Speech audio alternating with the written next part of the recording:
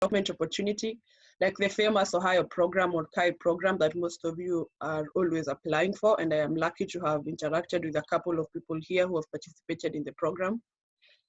Or the Mandela Washington Fellowship Program, you know, where you come to the US or go to another country and you do 8 months of training, or the Melinda Gates Foundation, or the Google applications, where you just go and work in a company for a specific period. Also, you gain professional and development opportunities. And then there is also research and project grants. Research and project grants are where you're funded, like I was, to come to another country, do your studies. They fund probably your project, or you'll have to look for supplemental funds to fund your research. And then, yeah, with money, you can do whatever you want to. And then there's also travel grants. Maybe you've always wanted so bad to come to the US. Look up for a conference that is in relation to what you're working on, apply for a travel grant, and there you are. You get money to pay for your airfare and maybe accommodation to come. I know of so many students who have been all over the country through travel grants. There's a conference in Ethiopia for the youth, apply. There's a conference in South Korea for people who are crop protectionists and you feel like you can do this, apply. And yeah. So I'm going to stop this sharing for a second just to show you another, to show you a page where,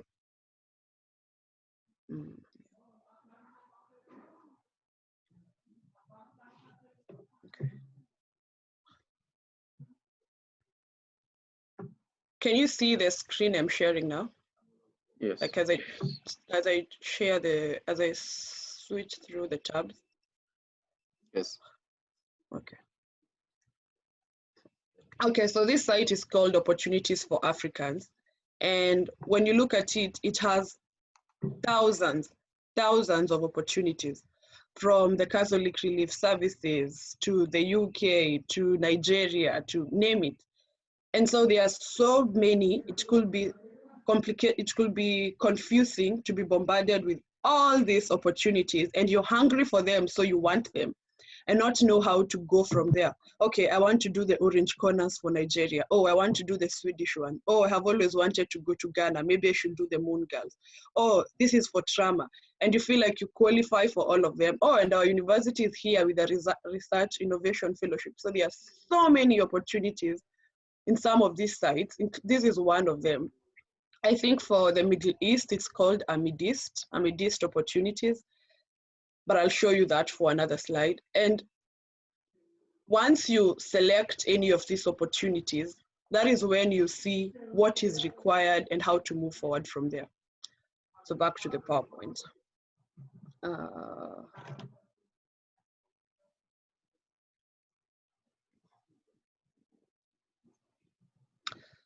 Okay, so as I said, you have to be very organized to know exactly what you're looking for. Have a plan so that you're just not confused by all these thousands of opportunities that are out there, because there are so many great opportunities ahead. Okay, and now, what happened? Okay, so the application process. So one, you have to identify the scholarship. So you have gone to this huge list of all the opportunities for Africans, or this huge list that has been sent on your WhatsApp group, and there are thousands of opportunities there, and probably you have identified one. The next thing you should do is to do your homework and do it right. Go to the website, read everything that is on that website. Make sure you can answer make sure all your questions are answered. Questions of, do I qualify as a Kenyan, can I? As an Israeli, can I? As an Asian, can I? Is it just for Sub-Saharan Africa? Is Kenya part of Sub-Saharan Africa? If it's for the North and the South, am I part of that? And then if you feel you have a question, you're not sure, maybe you are a master's student, you're in your second semester, you're almost coming to the end of the program, you're not sure if you still qualify. Instead of putting out all the work to do it and then not getting it, and it's a lot of work to apply for sure. So you have the last option, contact the program coordinator, or the person who is involved with all these things. But make sure you don't ask a question that is already on the website, because that already comes out as someone who's not thorough in doing their work, and you don't want to come out as that person and you're just about to ask for a lot of money for your schooling. Okay, so now let's go to the actual application process. When you're applying to an opportunity, there are questions that you need to have answers to. The most important question is, where is this money coming from, and what does the organization hope to achieve by giving you this money? And then lastly, what kind of language does the organization use to describe the work that they are doing? For example, you're applying to Fulbright. I'm a Fulbright scholar, so let me talk about Fulbright. So Fulbright is a program that is a scholarship that is given to 160 plus countries out of all the other countries in the world. So out of the 190 countries. So that means it's to literally every other country can receive it. And the way Fulbright works, they were thinking of a way to bring education across the board and people to share their culture. People from the US to know what people from Kenya do, and Kenyans to know what the people from the US do, and the same for all the other countries. So that tells you this scholarship is all about cultural exchange. So I am a range ecologist. My language is grasses. The boring, this grass is from Kenya, and that cow did this, and that crop plant has this weed and that, you know. But again, there's this scholarship here that is all about cultural exchange. So when I'm doing my application, I have to think about, what does this organization hope to achieve? So at that point for them, they are not interested in forest fires and what my grass coming to the US has done, or what their tree coming to Kenya and being invasive has done. What their focus is, we want to have cultural exchange. So as I'm doing that application, you need to have that at the back of your mind. So speak the language they are using. If they're talking of cultural exchange, make sure that line is somewhere in your application. If they're talking of this program is to help poverty and reduction and, you know, knowledge and all these buzzwords that are used, make sure you have them in your application. If the project is about gender issues and you're trying to show how you're going to bridge the gap between the rich and the poor, make sure in the process of how your project is bridging the gap between the rich and the poor, throw in a gender word. You want to make sure you're using their own words against them. That is what is going to get them to accept you into their program. So let me use this example here, and let's try to see what they were trying to achieve and how it goes. So here is a link this is the Link Foundation fellowship page. And so Link Foundation is on energy. So currently I'm a PhD student and I am working on energy project. We can't see the screen. Are you sharing? Yes. Okay, let's try again. Maybe this you share again. Sorry. Okay. Now it's sharing. Works. Yes. Okay. Perfect. So now I am a PhD student and I am working in the energy field. And so while doing this, I was also trying to look for opportunities I can apply to, and I came across this. So this is a 2-year fellowship program. For 2 years, you get $30,500 or $30,500 every year. Wow, the PhD student can't even do math. So you get $30,500 to fund your research or your academics or whatever, right? So energy is big. There is solar, there is wind, there is the real electricity, there is coal, there is oil, there is gas. And you know, all of them have their own likes and dislikes, right? When you think about coal and oil, everyone will say, oh, the resource gas, oh, I don't know, coal and the environment and all the carbon and carbon footprint and everything, right? So when you're coming to apply for such an opportunity, you definitely have to know which language they're talking about, because that's the only way you know exactly how to write your story. And so their goal is, in an effort to foster education and innovation in the area of societal production and utilization of energy, Link Foundation invites applicants for this. There's no way you will do an application for these people and fail to put the catchphrase, societal production of energy. You have to bring the society aspect to it, because that is what their selling point is. You know, we are giving all this money to a student because we want societal production. So a good student would open this website and you will go further and find out what is the history of this thing. Who are they giving these funds to? Like, what are they doing about it? Okay, so let's see.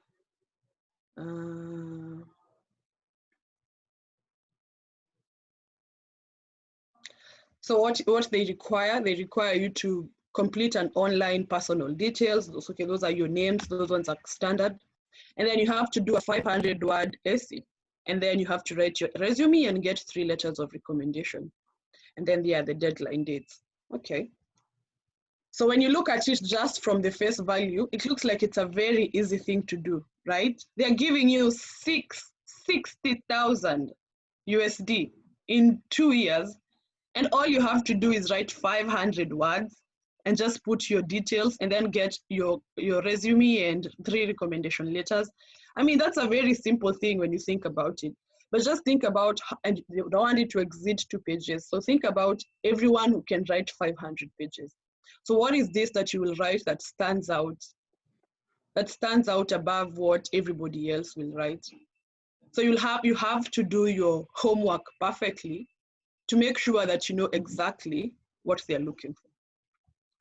Okay, so their site has previous recipients who have received. They have even given you the name and the year and the name of the school. If you are interested enough and you see someone whose project is close to yours, you can as well try to Google the person on LinkedIn or any social media site. Nowadays, it's not that hard to crack down where someone is, or even look from the website of the school. They probably have their profiles there. And then try to contact them and see if they can help you work on it. Look, they have all the current and all the past fellows. So probably this is a good opportunity if you're interested in energy. I had seen a place where they had talked about the founder and all that. That's what I'm trying to see. Okay, so here.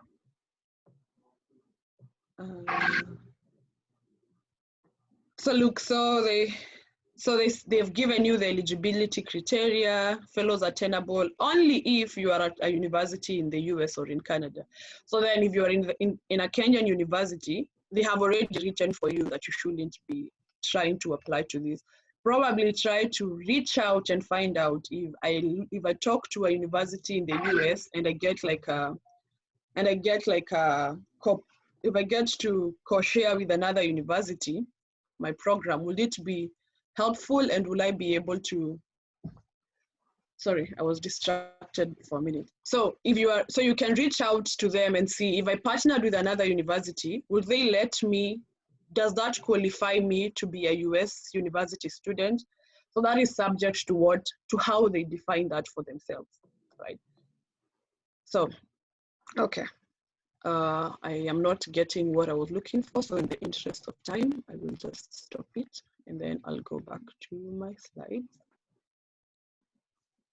And you can see my PowerPoint, right? Yes. Okay. So just as I said, you have to think of one sentence that will be very compelling to the funder and that summarizes everything you do. And from that one sentence, you'll try to flesh it out and build it. So that one sentence, now that you know what the funder is trying to do and where their money is coming from, think about how your project or your education or your whatever you want to do is going to help the funder achieve their bigger goal, right? And then while at that, you also now you're thinking about how to go about the writing, right? I want you to have whoever is going to read your application in mind. The reason why I was showing the previous one is because when I was reading about the link and who is going to be reviewing, so the one who started this Link Foundation program, I'm so sorry I couldn't get that page. I swear it was working. Anyway, is a person the guy I think who invented the first aeroplane and the first aeroplane to fly. And so he had so much wealth. He continues to receive so much accreditation and they have all this pool of resources and money. And so his wife started the scholarship as a legacy for him, to honor his death. And now after the parents died, the children continued with the legacy. and one of their sons is actually into the energy business, and another one is in oceanographics. So now they have all these funds that out of their father's inheritance and wealth and everything, they give it to the students. So all this information was in the website. Can you imagine? So that already gives you an idea what they are trying to do.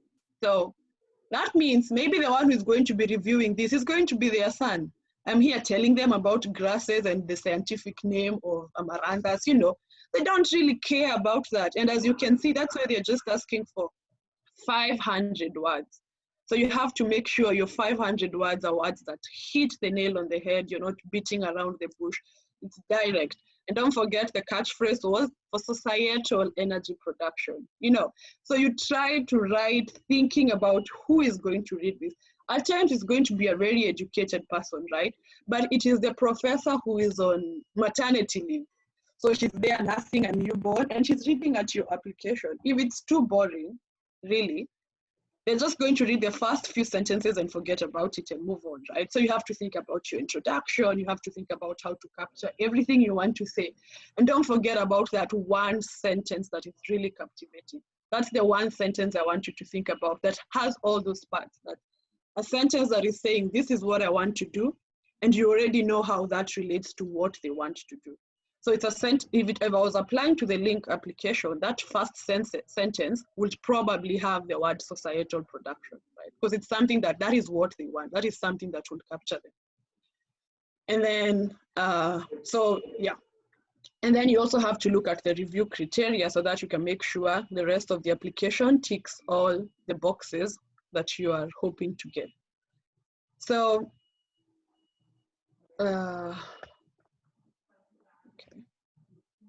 okay.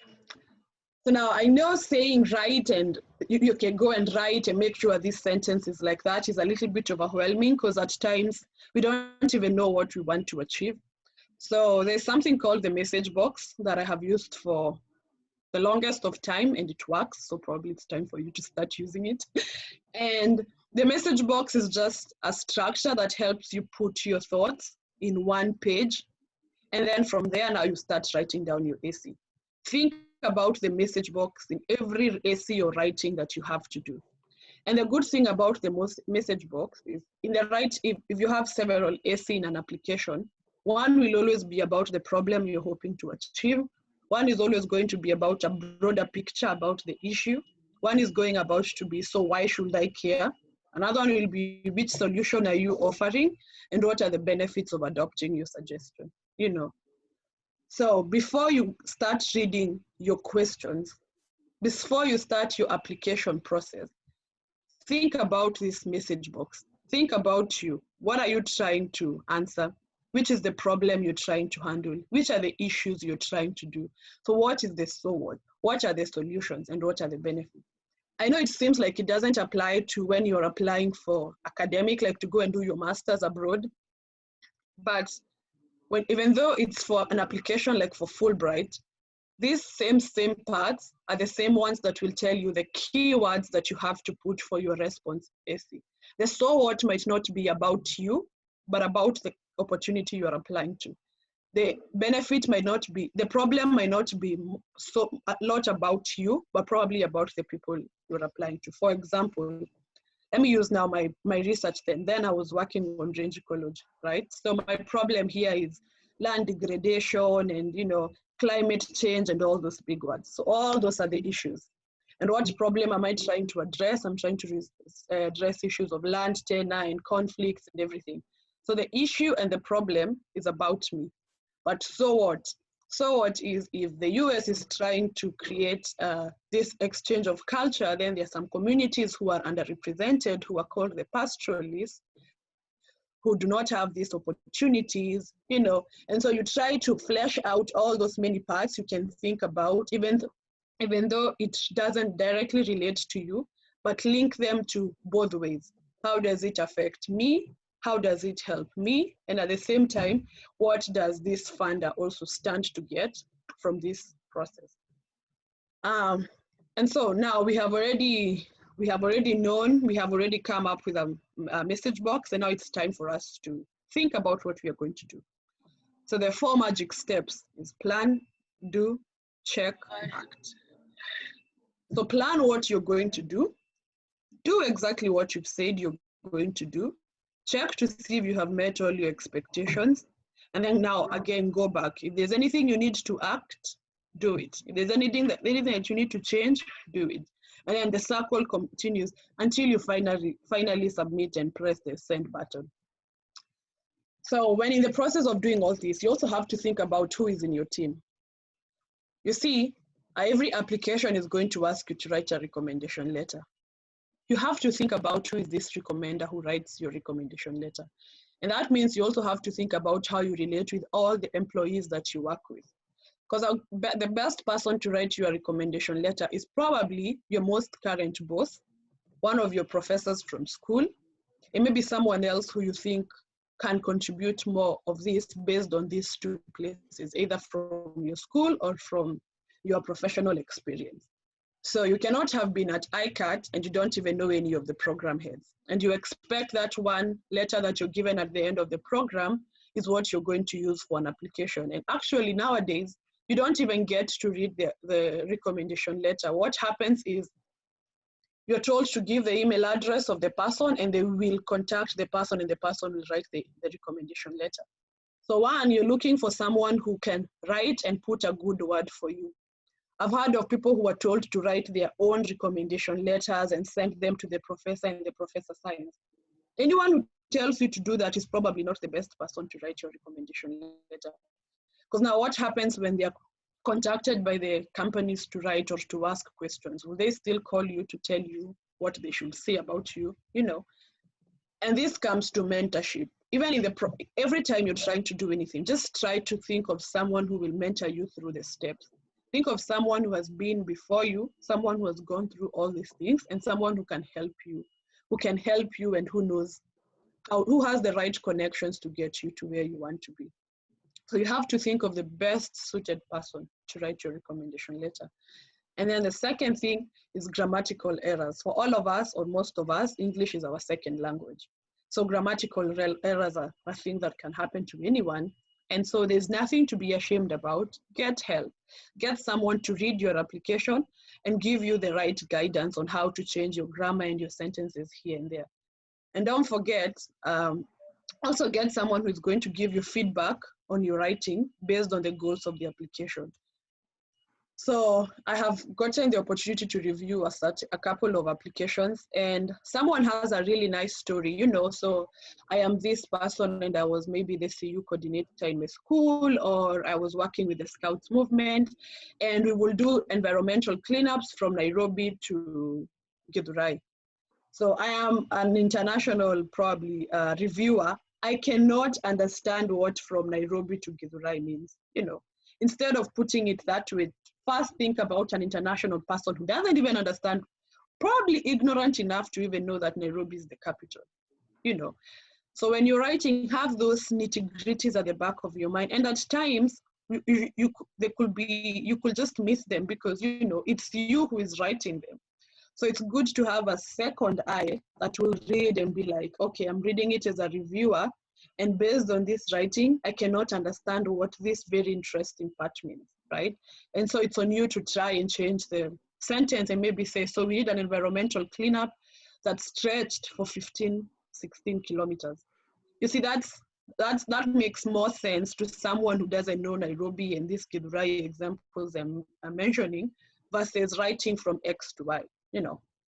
And then you also need to have a good social network that works as your accountability partner. Time flies so fast when you're applying for an application. And at times you just look at the date and the application deadline is like in 1 year. The link application we just saw, the deadline is in December, right? So if I wanted to apply for it, I have a full year to apply for it. And I could be like, well, I'll wait for October, I'll wait for August. It's just 500 words. And then what happens is by the time you're getting to November 28th is when you have to write the 500 words.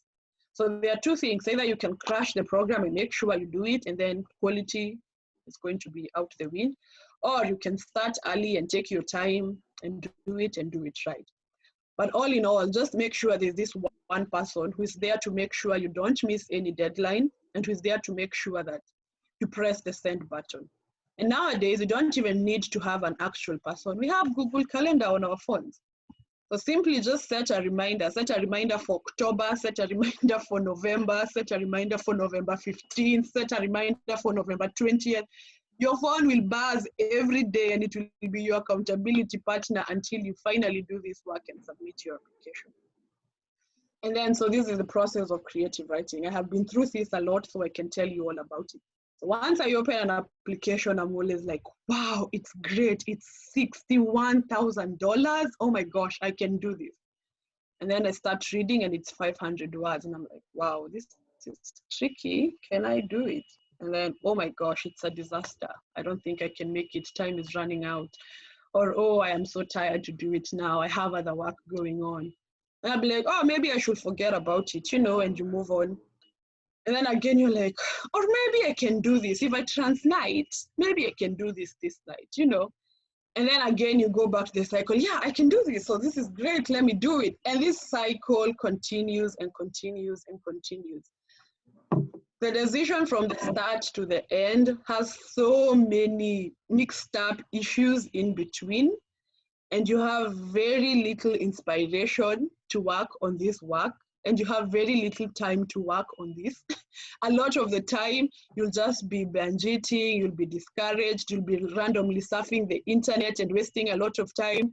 Now that we are all international, we'll be just speaking on the phone with our families back home instead of doing the application.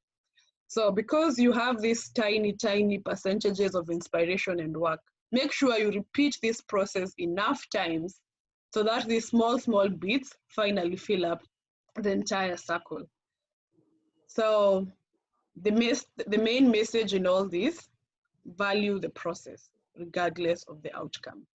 It's written nowhere that you have to get the opportunity that you get. I was surprised to find out that 10,000 of students applied for the Fulbright scholarship that I applied to in 2018.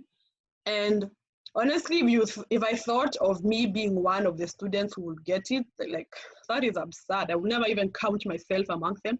But you lose everything by not applying. You gain everything if you apply. So the stakes are really high. So just go for it and just apply it. And if you think it's a matter of luck, luck only happens when preparation and hard work meets opportunity. So if you just sit down there and don't do anything, then this luck won't come to you. If you prepare, you work hard, and finally, you'll meet the opportunities, and that is going to be the luck that everyone will be saying, oh my gosh, that girl is so lucky, Yeah. So with that, thank you so much. And I am willing to receive any questions, but actually, before I do that, I will share with you the last thing that I had. Oh no.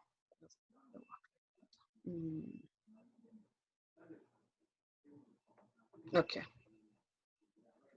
So when this year started, I came across this list. It has well over 77 opportunities. And all these are different schools, universities, and programs and scholarships that there are 79. And they have the dates, and they have the days that they have the date that you should be applying by, and all of them, and the last date of applying. So when it starts and when it applies and where it is and whether it's fully funded, semi-funded, whether it's for all subjects, whether it's for just a specific kind of subject, whether it's closed for certain nationalities and stuff. I'm going to send this to Dennis after this.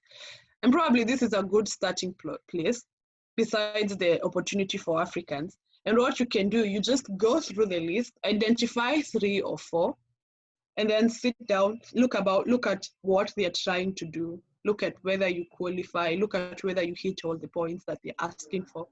If you're looking at doing a master's, the next intake is in the fall of 2021, so at least it's in fall 2021, that's like August, September.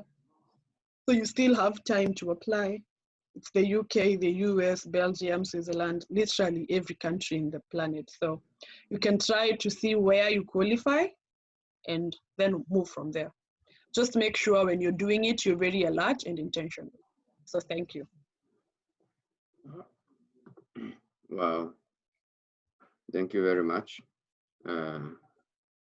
Diana, for that very elaborate and brief but very exhausting presentation. I mean, if you told me this last year, I would have finished my application by now. I think I'm spending most of the time calling home. Yeah?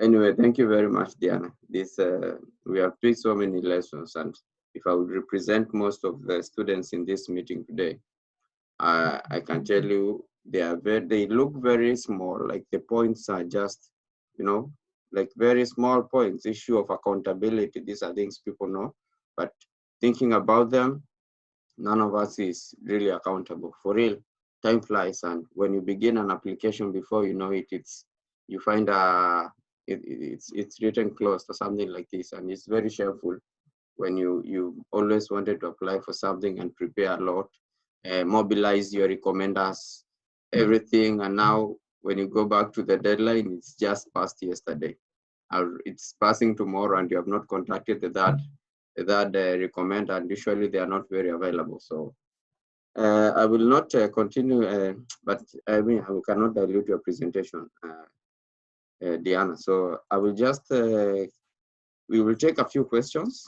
There are those that are already in the chat. One is from Sharon Mono. Sharon Mono is asking, the grant project you just mentioned, can it be applied by anybody, or is it for those in the States?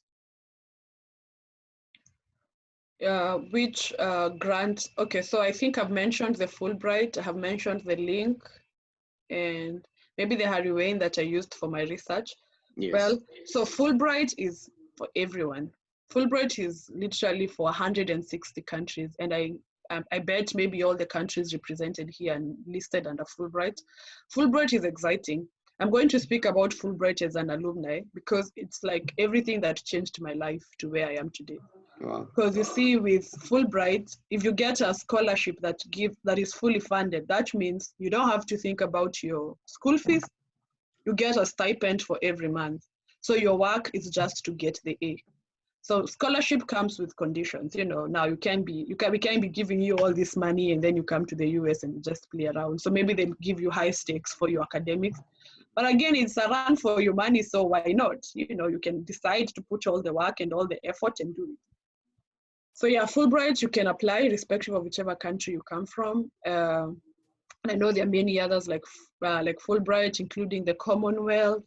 I think I also heard of the Chevening Scholarship for the UK. I know most of you have applied to these things, and maybe you applied the previous year and didn't get. Actually, last year, we worked with 12 students who applied, me and a friend of mine. And out of the 12 who applied from Kenya, 10 of them got the scholarship. So we felt like, oh my gosh, we have known how to do these things. Yeah. Wow. So probably just make sure you have someone who is actively involved in going through your program. Yeah. And then because I can see in this chat, I think she's talking about the travel grant. Travel grants depend on what you're traveling to. So maybe the first thing will be getting a membership with something. There are different associations. Maybe there's an association of crop protectionists. There's something called the Ecological Society of Anywhere, either of America. There's a Society of Range Management Students. If you're a range management student, you can join that. Mm-hmm. Yeah, I joined the Society of Range Managers here in the US, and last year before the COVID, I got a travel grant to travel to one of their conferences. Yeah, so and anyway, they are always interested in helping us students. So Yeah. you just need to get the right language. Yeah. Wow.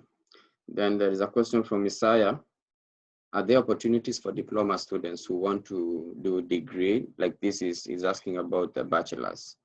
Do we go around with the same tips, and are there really opportunities for students who want to pursue a bachelor's? Yeah, actually, that's a question I get often. And I was surprised because the last time someone asked me that, I was just Googling to see if it's possible. Mm-hmm. And yeah, there are so many opportunities for undergrads as well. Maybe the only challenge will be now the age, because some were like, okay, you have to be 18 and between 18 and 25, you know. Yeah. So maybe the age might be the limitation for most. Mm-hmm. But yeah, out there's always an opportunity. And a common one is the Master. I think the MasterCard Foundation has very nice undergraduate scholarship. Mm-hmm. And then when you're trying to so this is what you need to know. If you apply to one thing and get it, it's very easy for the second person to fund you. So think about this. Someone was already willing to bring you to the US to do a master's and pay for you everything. What will stop another person from taking you to another country and paying for your PhD?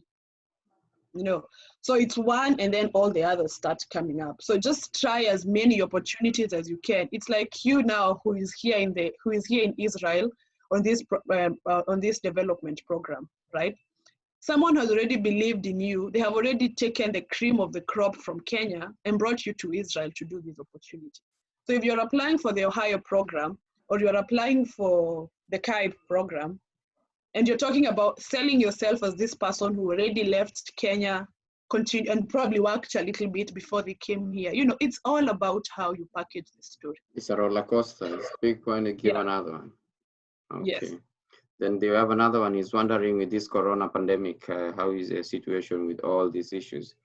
I mean, from your position, do you see, or are you able to tell the situation and the opportunities? Are they still available as with this pandemic? So, yeah, actually. So I applied for a PhD in December of 2019. And then January of 2020 was when the deadlines were closing, right? And so you don't hear from the applications until March. And I was supposed to have been finishing my master's by May. So comes to March, the pandemic hits and everything is crazy. And so now there's this scare of what really happens. Will I be going back home? Will I be continuing with the program? But even in the middle of the pandemic, I still feel the opportunities are still there. Because I'm here, I got the scholarship to do my PhD. So probably just need to apply to them and hope that, and if they have closed their things, their applications, they have stated them in their website. And yeah, so I think you can still go ahead and try and apply to them. Oh yeah, and just looking at all the embassies in January, they were closed, but they had this phrase: if the embassy being closed will stop you from getting from getting a scholarship you had been called to or something, call this number. They will still have helped you get your visa. So embassies were also trying to make sure that students come here. Okay. So yeah. All right, Diana. I think these are the questions we have so far, and I think in 10 minutes we want to finish. It has been 1 hour, and it's applied, like it's a flash. So I just want to acknowledge a few people I invited to attend this Zoom, so that they could have maybe respond to a question or two if there will be, or even just show that there are actually opportunities and there are students out there who have got the opportunity to do this masters and also on scholarships. Okay, so I will just mention randomly. I have Grace Makumi from Ghent University in Belgium. She's Kenyan. Grace, if you can hear me, let me find you. Grace Makumi, I'm unmuting you. No, wait. Okay. In the meantime, I can see Jennifer. Jennifer, I'm unmuting you just in 1 or 2 words. What do you have to tell the students? And yes. Personally, okay, good evening, everyone. Okay, thank you. I'm grateful to attend this talk, and Diana, is nice meeting you, like how many years later. It's really a good connection, and that was a really good talk. I think Diana captured so many things, and personally, I don't see students here. I see the leaders and the change creators of tomorrow. So whatever opportunity you are going forward for or forward to, always make sure you carry the passion with you.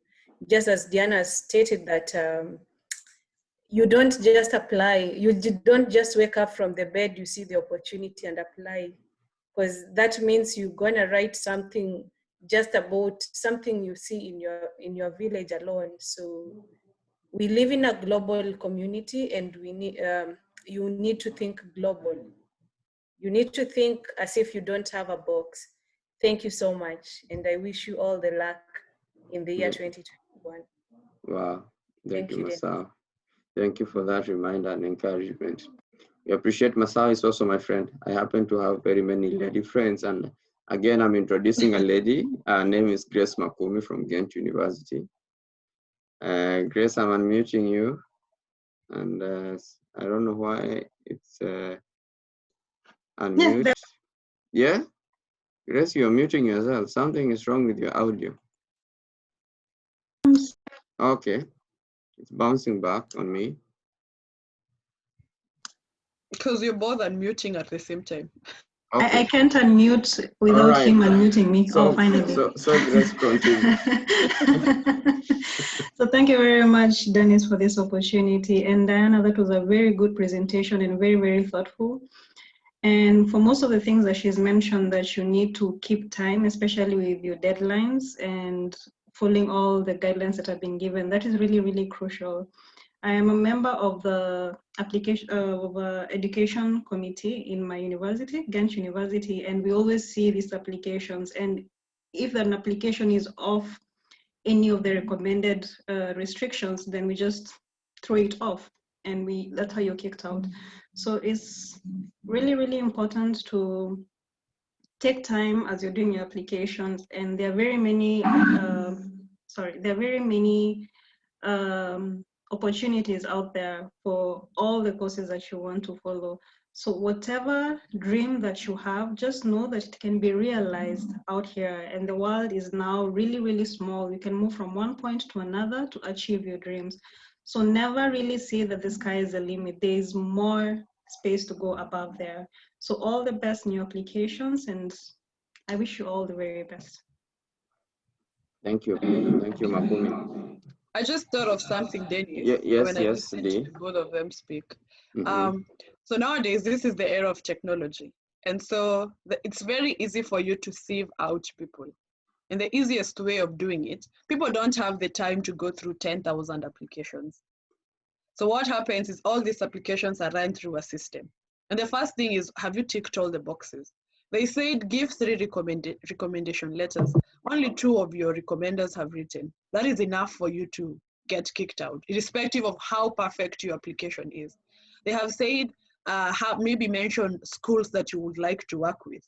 They have searched, the computer has tried to match your applications and all these things you've submitted online with a list of schools, the list of all the schools that they are working with, and yours doesn't hit the box. You've already been disqualified for the application. So make sure you read every question for the AC and you can answer exactly what they're asking for, so that you run away from a position where you get locked out simply because you didn't tick the boxes. Just make sure you tick all the boxes. That's the message. Thank you for that emphasis. So, I'm inviting another one from Ben Gurion University. Her name is Sharon Bueno. Sharon Bueno, if you can hear me, please, we want to see you maybe, and I'm trying to unmute you. Sharon, if you're there, give me a signal. Yes, I can hear you, Sharon. Now you need to unmute. You are unmuted, but you are joining. We have another device in the same room, maybe. You have some echo. Sharon, unmute yourself. Okay. Can you please unmute the other one called Sharon? Ah, there is another Sharon. Yeah. Okay. And where are you? Can you hear me? No, so I muted the main Sharon, and then there is a counterfeit. Anyway, I'm looking for the other Sharon. Sharon, wherever you are, please mute yourself. Anyway, Sharon. Okay. Okay. I just left the other phone. I was using. Thank you.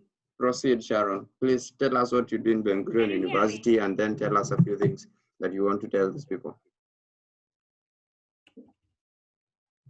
Dennis, can you hear me? Loud and clear.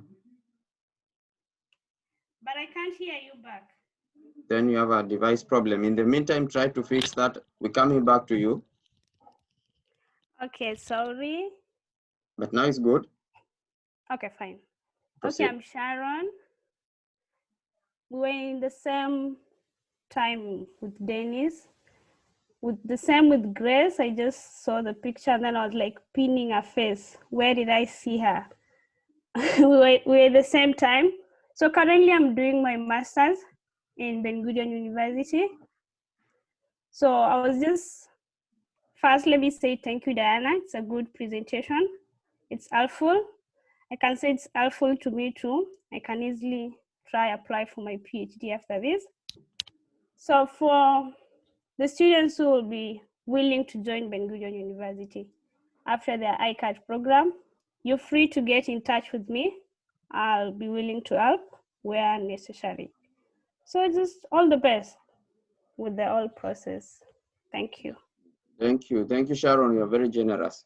So please send your email to this chat right now, and everybody will contact you right away. I can see all the faces, people who want to join Ben Gurion University this fall. And then quickly, and I will surprise you, I have male friends who are studying in the postgraduate. Michael Mathenge, be my guest. I'm unmuting you. Please tell us what you're studying in Hebrew University, and in 1 or 2 words, tell us something. Thank you very much. My name is Michael Mathenge. I'm a student of Hebrew University. Just joined a while ago. It's a privilege to be here. Thank you, Diana. For a moment, I felt like applying for another scholarship. What I would say is that, you know, do your due diligence when applying. Try and talk to as many people as you can. Dennis, Jennifer, Peter, these are guys who helped me a lot in applying for this scholarship. Ask about how do I write this? How do I refer to the right people and the professors? As you all know, that some of the universities are very high standard. I want to echo the words of Diana. It happens here in Hebrew University. We apply through a Moodle, and if you don't apply in the right way, you're immediately kicked off. So especially the ones, there's a scholarship I sent back in AICAT group. If you don't apply correctly, don't even wait for the opportunity. Well, also, you know, be ready for the work. It can be quite wanting. Thank you very much. Thank you. Thank you very much. So what Mathenge is trying to tell us is that the studies does not resemble the application. You know, the excitement in the application is not exactly what you meet on ground. The ground is different. The Kenyans will understand. The ground is different. Michael is very humble. He doesn't want to tell you that he studied in the same school where Albert Einstein studied. But we are proud of you, my friend. Good luck. And finally, not really, but my friend Peter Lucha from Tel Aviv University. Also, Peter, please tell us what you studied in Tel Aviv University, 1 or 2 words to these great people. And mute. Okay, can you hear me? Loud and clear. So good evening, everyone. Nice meeting you guys. First of all, thank you for having this platform. Diana, nice presentation. By the way, you guys, you should take this opportunity and take as much contacts as you can, because these are the guys who will help you in future, whether you are in Asia and Africa, everywhere in the world, the application process is the same. I want to tell you only one. Okay, I'm a student at Tel Aviv University. I'm in my final year doing food safety and security. So we want to feed you and you be healthy. And one thing I'll tell you, if you find yourself that you are eligible in applying any scholarship anywhere, just remember that there are thousands and thousands of people who have also qualified. So you are in the same platform. But there is one thing that makes you different, which is your story. And by your story, I mean, what is your past? So what have you studied there before? What have you done? And then there is the present. What are you doing? and most importantly, your future aspirations. What do you want to be? Where do you see yourself in 5 years, 10 years time? If you are able to answer that question, that is what will differentiate you between you and the other 10,000 applicants, as Diana Gedu said, and that's how you'll become to be picked. We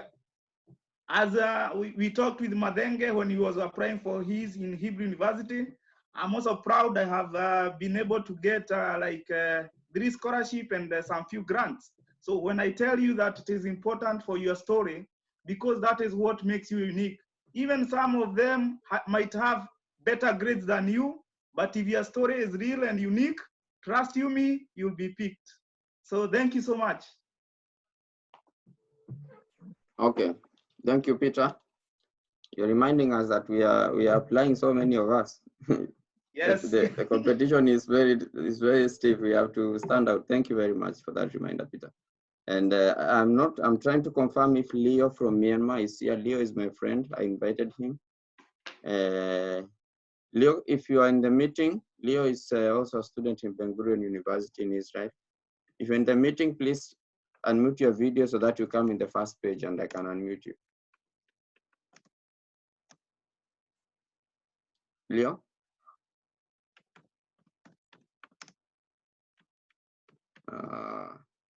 Okay, I hope Leo will show up and as we continue. So you can see Leo, someone is pointing. Thanks to, all right.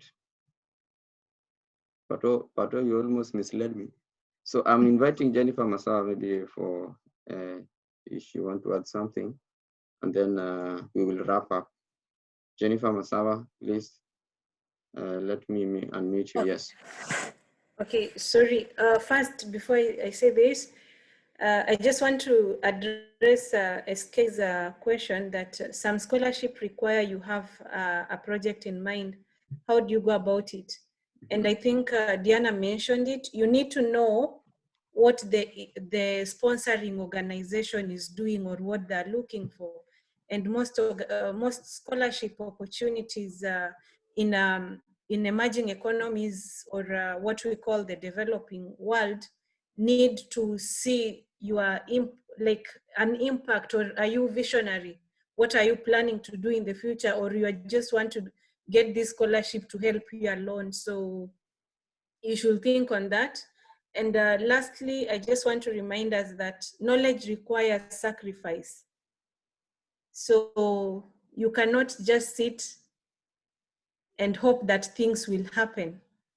So you have to take a proactive step and begin with an end in mind and prioritize what you want to do. So with all that, again, I just wish you all the best. Thank you.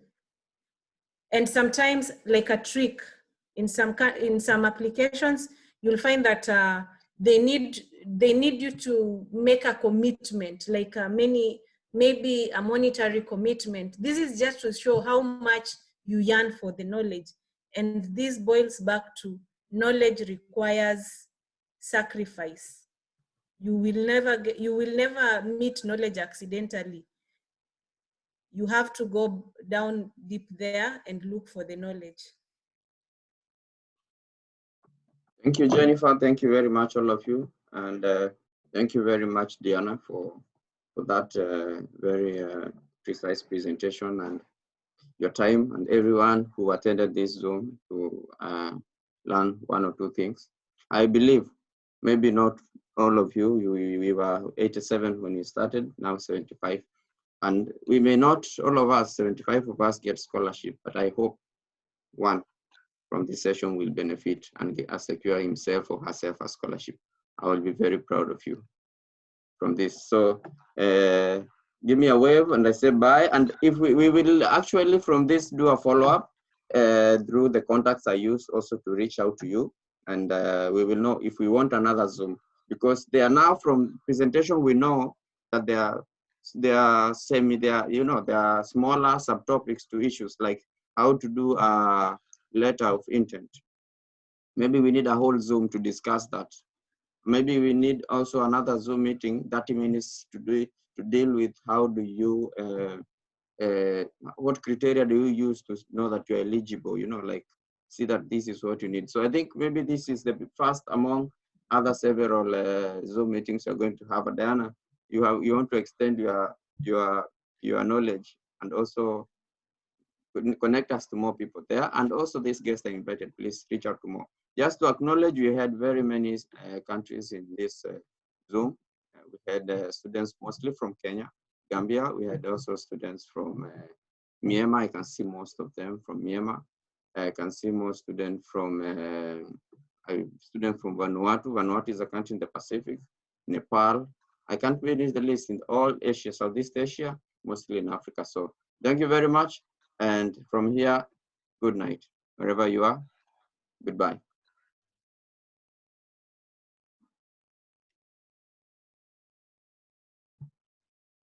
Diana, you're raising your hand or saying bye? Wait, you know, Diana is our guest. I can see people already left. Diana, she left already. And so she accepted. It was a bye, so it's a bye for me too. Sure.